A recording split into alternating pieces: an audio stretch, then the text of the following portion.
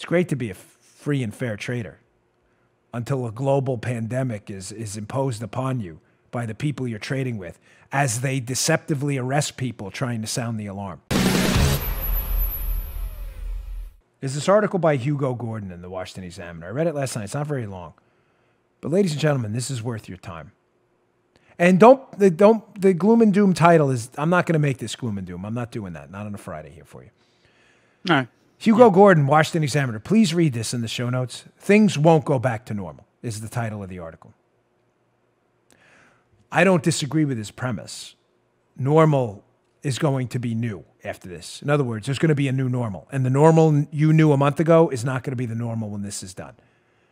Now, the article focuses on some kind of dour, sad points where things will change. A lot of things will change.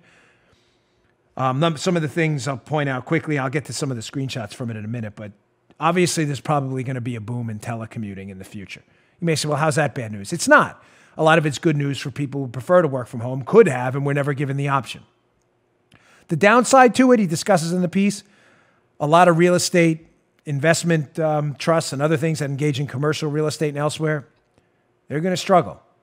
Commercial real estate after this, there's a potential that a lot of people are going to abandon properties. So again, there's kind of a yin and a yang and a good and a bad. The good news, a lot of people are going to work from home, saving a lot of burned up gas, a lot of unnecessary commuting, a lot of unnecessary meetings. The bad news, some real estate's going to suffer. Again, we do facts here. What the left claims they used to do, facts and science. Another thing he talks about, it's good news. It's going to be border control. There's no question. Anyone talking about open borders right now is going to be completely laughed out of the conversation. It is now clear that although we need borders, we need border traffic. The idea of open, uncontrolled immigration into the country where we have no idea who's coming in or out is completely absurd. You're not even worthy of serious conversation. Please sit down and let the adults stand up. That conversation has now changed permanently, no doubt.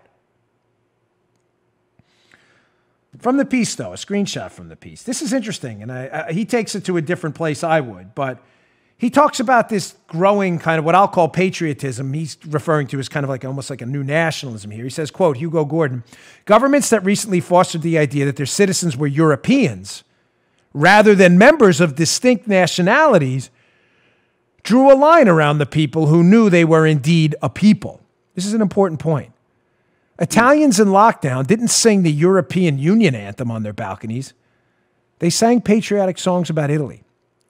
For worse and for better, this pandemic will stoke suspicion of foreign peoples and lands and will give extra force to increasingly persuasive arguments that nation-states are the most effective bulwarks against arrogant encroachments on self-government. I'm not sure, ladies and gentlemen, this is going to stoke suspicion of foreigners. I'm not knocking Hugo Gordon. I mean, clearly, you're always going to have examples of prejudice and racism and xenophobia in any society. We're human beings. There's always going to be a small percentage of people who can't resist those impulses. Is that going to be some kind of national epidemic? Folks, that's nonsense. We were told that was going to happen after 9/11. It's going to be a national outrage against the American Muslim population. Ladies and gentlemen, it was not a national outrage.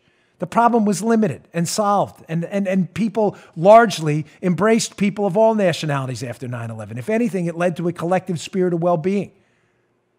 Afterwards, we thought, gosh, we're going to get through this. But he does make an interesting point. They're not singing the EU anthem now. They're singing patriotic songs about their country that they built with their hands and their brains. Be nice to see a little more of that here. That's why I've worn this shirt twice this week. I didn't wash it either. But I only had it on for an hour. So it's okay. You don't need to share. Yeah, she said, no, I do need to share. Why not? It's fine. Only an hour.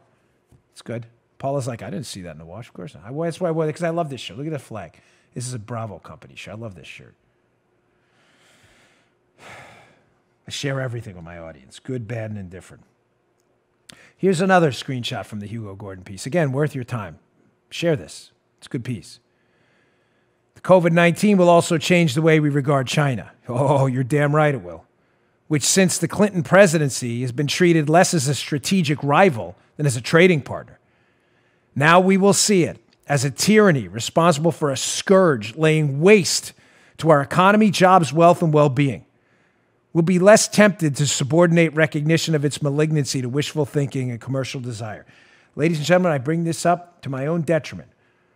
Those of you who listen to my shows in the past, I put this out there. I don't have to, but I will, because you're owed a full spectrum of my thoughts and my evolution on this as well.